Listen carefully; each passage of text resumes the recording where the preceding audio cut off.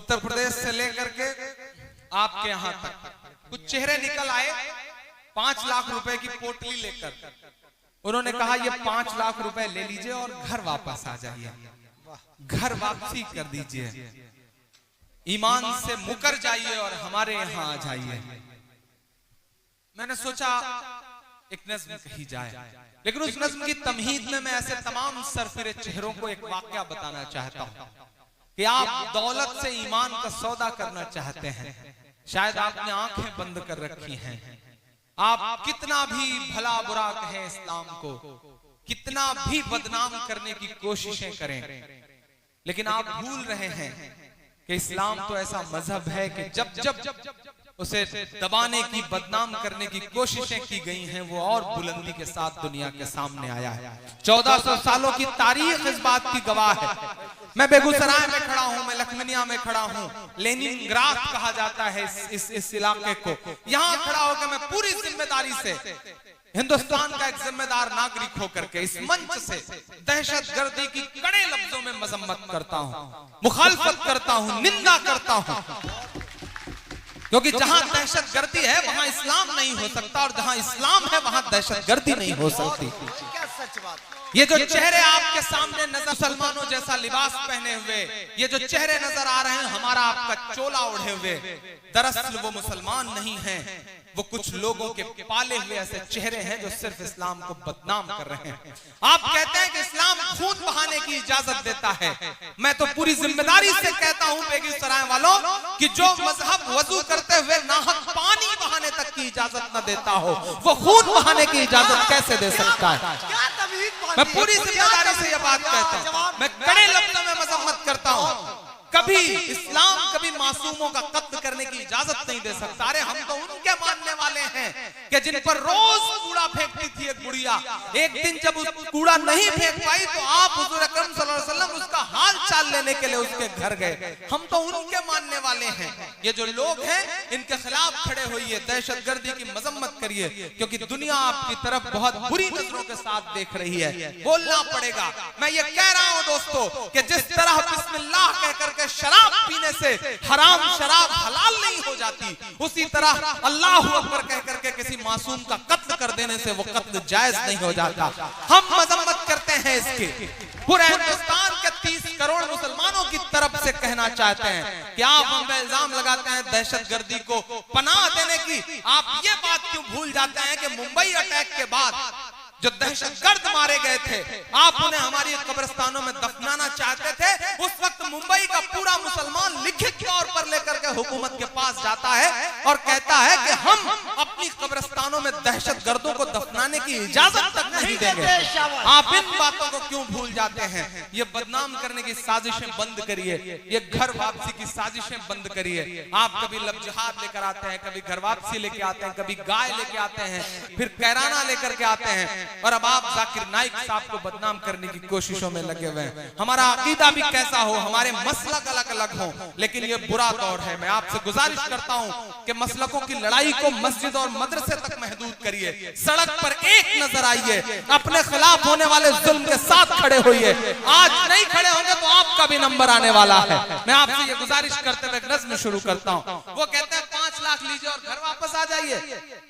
वो ये भूल जाते हैं कि दुनिया की एक सुपर पावर ताकत में एक शख्स हुआ करता था। अल्लाह ने उसको ऐसा हुनर दिया था, उसके पैरों में ऐसा जादू था कि वो जब थिरकता था तो दुनिया अरबों डॉलर लुटा दिया करती थी। लेकिन उस शख्स को कहीं सुकून नहीं मिला तो उसने अपने चचेरे भाई से कहा कि मुझे सुकून की तलाश है।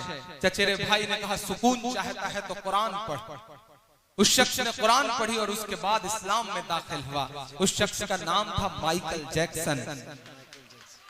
आप रेट लगा रहे हैं 5 लाख, यहाँ अरबों डॉलर ठुकरा करके लोग इस्लाम की पनाह में आ रहे हैं और आप रेट लगा रहे हैं 5 लाख। कुछ बात तो है मेरे इस्लाम में, कुछ बात तो है मेरे इस्लाम में कि जिस शख्स के मुक्के से दुनिया कांपती थी वो सुकून की तलाश में इस्लाम में आकर के मोहम्मद अली हो जाता है। कुछ बात तो है मेरे इस्लाम में साहब, कुछ बात तो है मेरे इस्लाम में कि यूसुफ योहाना मोहम्मद यूसुफ हो जाता है। कुछ बात तो है मेरे इस्लाम में कि सुनीता विलियम्स जब अंतरिक्ष जाती हैं तो उन्हें वहां से सिर्फ 2 जगह रोशनी दिखाई पड़ती है और वो 2 जगहें हैं मक्का और मदीना। कुछ बात तो है मेरे इस्लाम में।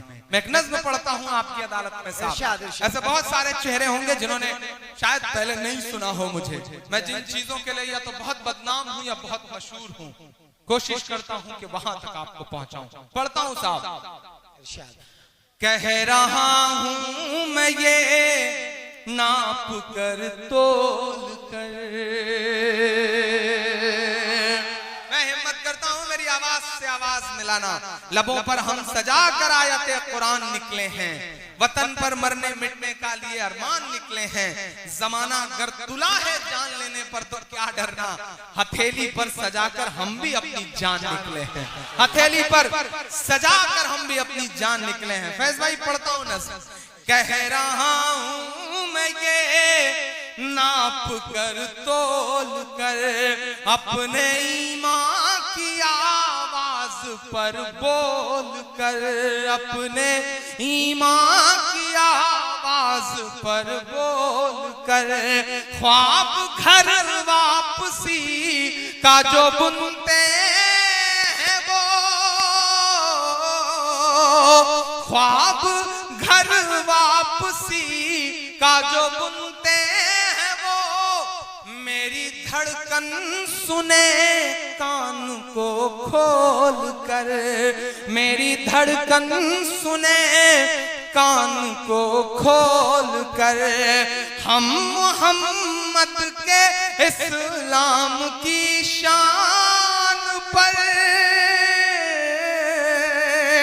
देखता हूँ कितनी मोहब्बत करते हैं आप अपने आका से। मैं पढ़ता हूँ ये मिसरे कि हम मोहम्मद के इस्लाम की शान पर कल भी कुर्बान थे, अब भी कुर्बान है। हम मुसलमान हैं, हम मुसलमान हैं, हम मुसलमान हैं, हम मुसलमान हैं। मेरे भारत तेरी, मेरे भारत तेरी आन है, शान है। हम तेरी सरहदों के निगहबान हैं। हम मुसलमान हैं, हम मुसलमान हैं, हम मुसलमान हैं, हम मुसलमान हैं। पहला बंद पढ़ता हूँ इस नज़्म का साहब कि हम तो फारस अरब से भी आए नहीं, मुझे याद है जब मैंने बचपन में आंखें खोली थी, घुटनों के बल चलता था मैं उबैद भाई, तो मेरे पड़ोस में भगवती मिश्रा चाचा होते थे, मेरे पड़ोस में सीताराम जी होते थे। कभी कभी मैं सड़क पार करते हुए जब मेरे पैर लड़खड़ाते थे तो मेरी उंगली पकड़ के मुझे सड़क पार करवाते थे। हमने ऐसे माशरे में आंखें खोली हैं। ये कौन लोग हैं जो टिकट लेकर के घूम रहे हैं कि पाकिस्तान चले जाइए। अब की जो फैसला होगा वो यहीं पर होगा। अब कि हम दूसरी हिजरत नहीं होने वाली, हमसे अब दूसरी हिजरत नहीं होने वाली। अब ये जो लोग हैं जो कहते हैं साहब कि हिंदुस्तान हमारा है, आपका क्या है, मैं उनसे चीख करके कहता हूं कि आप बाय डिफॉल्ट हिंदुस्तानी हैं। गिरिराज साहब आप बाय डिफॉल्ट हिंदुस्तानी हैं, हम बाय चॉइस हिंदुस्तानी हैं। हमने चुना है हिंदुस्तान को, हमारा हक 2 गुना है इस मुल्क पर। हमने चुना है, हम चाहते तो पुरखों के साथ जो बंटवारे के लोग थे उनके साथ जा सकते थे, लेकिन नहीं गए। हमने इस मिट्टी में अपनी सांसों को दफन करना कबूल किया, हम गए नहीं। हमारा 2 गुना हक है साहब। मैं मिसरे पढ़ता हूं कि हम तो फारस अरब से भी आए नहीं, तेरे अपने हैं हम तो पराए नहीं, तेरे अपने हैं हम तो पराए नहीं। इस तरह से सितम हम पे ढाए गए। महसूस करिएगा कभी कभी उस सितम को। हम चेहरे से मुसलमान नहीं लगते, हम ट्रेनों के फर्स्ट क्लास में सफर करते हैं। मेरे इस दर्द को अरशद साहब समझ सकते हैं, उबैद भाई समझ सकते हैं, फैज भाई समझ सकते हैं, परवेज भाई समझ सकते हैं, या हम इन जैसे लगने वाले तमाम लोग समझ सकते हैं। हम ट्रेनों के फर्स्ट क्लास में सफर करते हैं, हमारे पड़ोस में बहुत सारे लोग बैठे होते हैं, हम चेहरे से मुसलमान नहीं लगते, लेकिन जब हमारे मोबाइल पर फोन आता है और हम जवाब में जब वालेकुम अस्सलाम कहते हैं तो हमारे आसपास की सवारियों के चेहरों के एक्सप्रेशंस बताते हैं कि मुल्क के हालात बहुत बदल चुके हैं। समझिए इस बदलाव को समझिए, बात करिए। हम एयरपोर्ट पर खड़े होते हैं सिक्योरिटी चेक के लिए, बोर्डिंग पास पर हमारा नाम पढ़ने के बाद सिक्योरिटी इंचार्ज की उंगलियों का दबाव बताता है कि मुल्क के हालात तो बहुत बदल गए हैं। बोलना पड़ेगा, मायूस होने से काम नहीं चलेगा। बिहार वालों, मायूसी कुफ्र है। आपने मुत्तहिद होकर बताया पूरे हिंदुस्तान को कि फासिस्ट ताकतों से मुकाबला इस तरह किया जाता है। मैं सलाम करूंगा आपको, आप बहुत जिम्मेदार लोग हैं। आप मायूस नहीं हुए, क्योंकि मायूसी कुफ्र है इस्लाम में। डूबते हुए सूरज को देख करके लोग दरवाजा बंद कर लेते हैं और उगते हुए सूरज को देख करके लोग दरवाजा खोल देते हैं। आपसे गुजारिश करूंगा, नई नस्लों से गुजारिश करूंगा कि बोलना सीखिए, वक्त से आंख मिलाइए, बुरे वक्त के सामने खड़े होइए, क्योंकि जो वक्त से आंख नहीं मिलाते वक्त उनसे बहुत बुरा इम्तिहान लेता है। जिन अंग्रेजों की हुकूमत में कभी सूरज नहीं डूबता था, जब वो वक्त से आंख नहीं मिला सके तो आज उनके राजाओं के कपड़े बैंड बाजे वाले पहनते हैं। समझना पड़ेगा इस बात को। मैं पढ़ता हूं बंद कि हम तो फारस अरब से भी आए नहीं, तेरे अपने हैं हम तो पराए नहीं। इस तरह से सितम हम पे ढाए गए, मुद्दतें हो गई मुस्कुराए नहीं, मुद्दतें हो गई मुस्कुराए नहीं।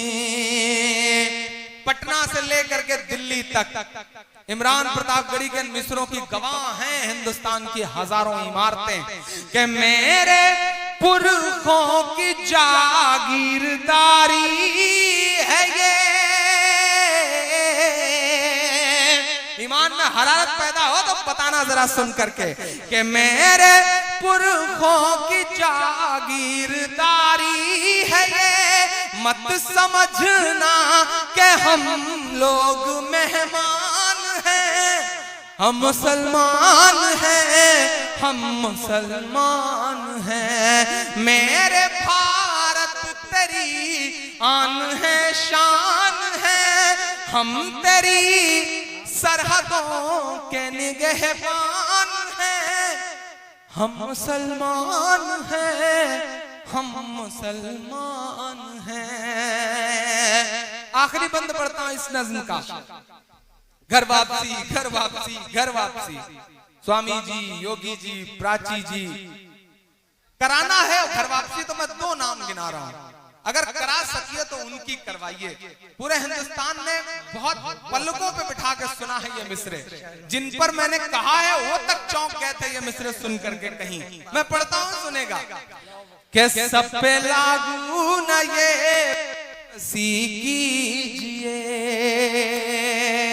स्वामी जी सब पे लागू न ये बेबसी कीजिए, अपने घर की भी कुछ चौकसी कीजिए, अपने घर की भी कुछ चौकसी कीजिए। हाँ वो मुख्तार नकविया शहर